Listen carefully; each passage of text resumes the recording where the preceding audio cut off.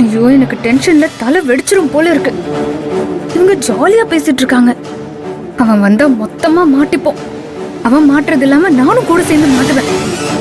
என்ன பண்றது?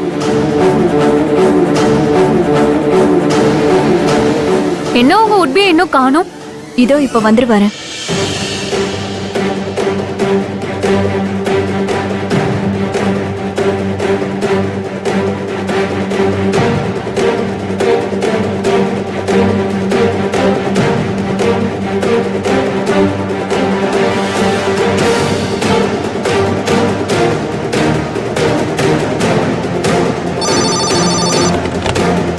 Yes. What?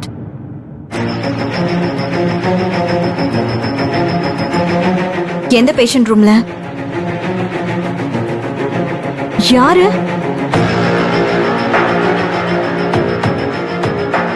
எதுக்கு இப்படி பண்றாங்க? சரி, நான் இப்பவே வரேன். I am extremely sorry. ஒரு பேஷண்டோட தங்கியிருக்கிற அட்டெண்டர் ஏதோ பிரச்சனை பண்றாரா? நான் உடனே போகணும். நாம இன்னொரு நாள் மீட் பண்ணுவோம். பரவாயில்லைங்க, நீங்க போங்க. நாங்க இன்னொரு நாள் வந்து உங்களை பாக்குறோம். அப்புறம் எங்க அக்காக்கு கல்யாணம் வச்சிருக்கோம். அதுக்கு உங்களுக்கு பத்திரிக்கை வைக்கிறோம். நீங்க கண்டிப்பா வந்துடணும். நானும் என்னோட மேரேஜ்க்கு பத்திரிக்கை வைக்கிறேன். நீங்களும் கண்டிப்பா வரணும். சரிங்க, அப்படியே பண்ணலாம். இப்ப நாங்க கிளம்புறோம். ஓகே. வரோம். அந்த வருஷம் நல்லா பேசினாங்கல்ல? ஆமா. என்ன அதுக்குள்ள பேசி முடிச்சிட்டீங்களா? எனக்கெல்லாம் இன்ட்ரோடியூஸ் பண்ணல. வருஷம் முக்கியமான வேலைன்னு மேல போயிட்டாங்க.